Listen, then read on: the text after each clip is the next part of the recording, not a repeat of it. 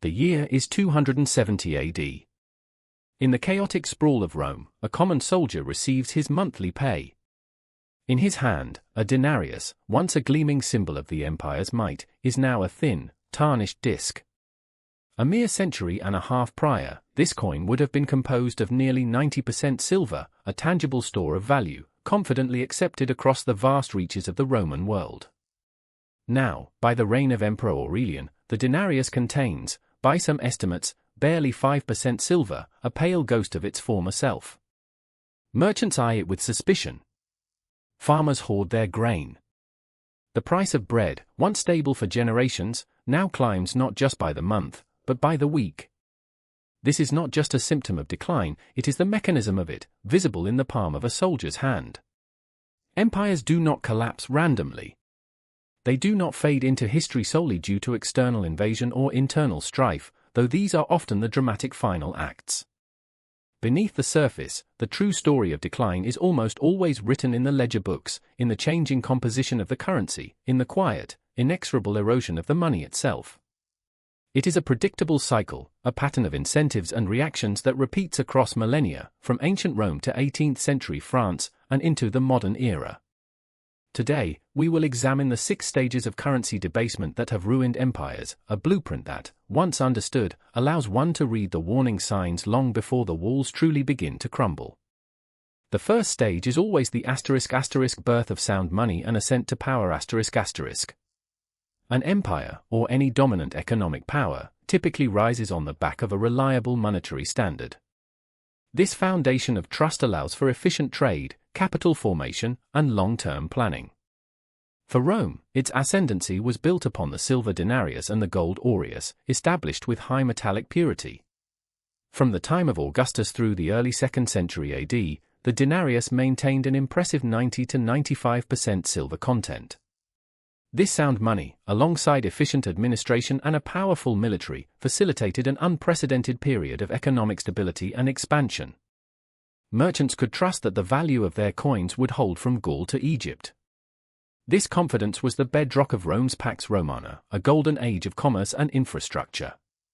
Similarly, the British Empire rose with the stability of the gold standard, and the United States gained ascendancy following Bretton Woods, pegging the dollar to gold at $35 an ounce, fostering an era of global economic growth and American leadership. The second stage is *** debt-funded expansion and the pressures of empire ***.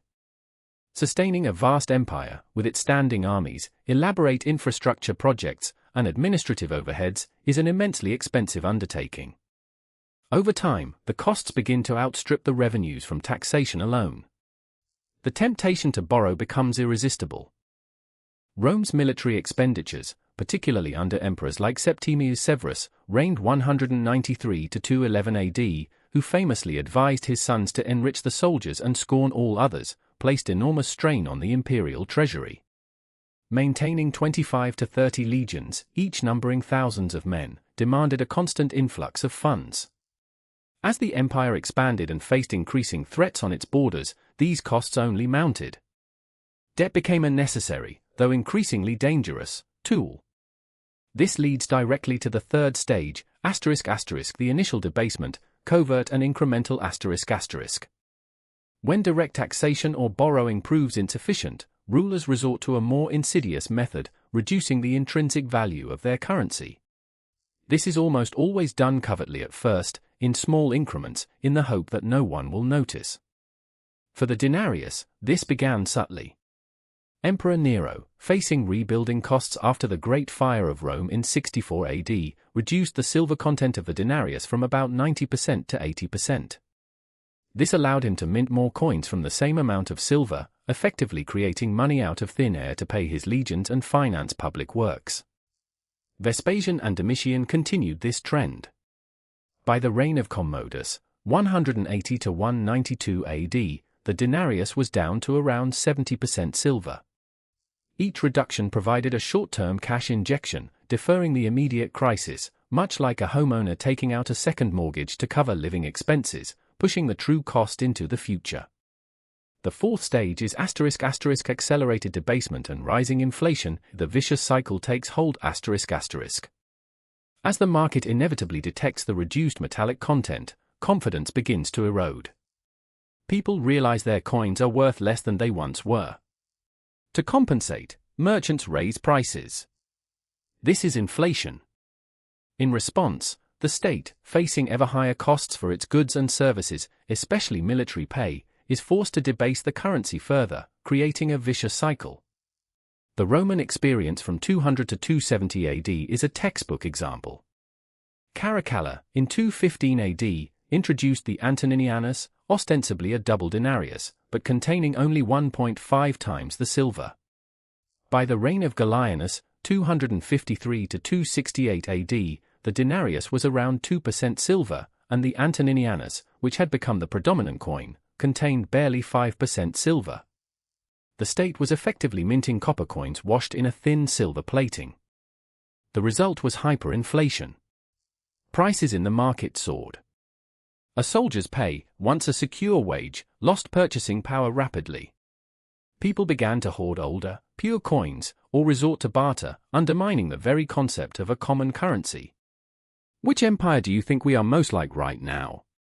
Tell me below. The fifth stage is *** loss of confidence and the decline of reserve currency status ***. As the currency loses its intrinsic value and purchasing power, it also loses its status as a reliable medium of exchange for international trade and as a store of value for other nations. This is the loss of reserve currency status. For the Roman denarius, its debasement meant that provinces and neighboring kingdoms, who once readily accepted Roman coinage, began to reject it or demand payment in pure bullion. Merchants would only trade essential goods for old, high-purity coins, or for actual precious metals. The economic glue that held the empire together began to dissolve. Money, at its heart, is a collective belief, a shared ledger of value. When that belief is shattered by repeated debasement, the underlying trust in the issuing authority collapses. We saw this with the British pound sterling, which, after 2 world wars and immense debt, was formally supplanted by the US dollar as the world's primary reserve currency following the Bretton Woods Agreement, a reflection of America's then dominant economic and industrial might. The underlying mechanism is the same, the perceived stability and trustworthiness of the issuing nation's money. Finally, the sixth stage is *** economic collapse, default, and the reset ***. The culmination of these stages is often a complete economic breakdown. The state can no longer collect meaningful taxes in a worthless currency, struggles to pay its soldiers or maintain public services, and faces internal unrest fueled by economic hardship. Often, this leads to a forced reset. Emperor Diocletian, in 301 AD, attempted to halt the Roman hyperinflation with his edict on maximum prices, a futile attempt to impose price controls. It failed, leading to widespread shortages and black markets. Later, his monetary reforms, including the introduction of a new gold coin, the solidus, were an attempt to re-establish sound money on a new basis, a painful and often violent reset of the economic order. This reset may involve a new currency, a default on existing debts, or a period of severe austerity and economic contraction. The old ledger is wiped clean, and a new one begins, often from a position of greatly reduced power and influence. Every empire, every dominant power, has believed itself to be the exception. Every ruler who debased their currency likely rationalized it as a temporary measure, a necessary evil to overcome a current crisis, or a clever financial maneuver that would go unnoticed. This belief, this conviction in their own exceptionalism, is precisely the symptom. It is the denial that the universal mechanics of money apply equally to them. The Romans believed their empire was eternal. The French monarchy believed their authority divine.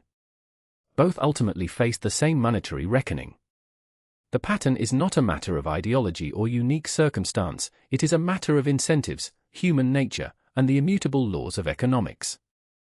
The slow decay of a currency is a borrowed candle, appearing to offer light in the short term, but inexorably burning down the very structure that holds it. Reading the warning signs requires understanding that money is fundamentally a promise, and repeated debasement is the repeated breaking of that promise. Empires fall the same way for the same reasons, and the money always tells the story first. Subscribe, and we will read the next chapter together.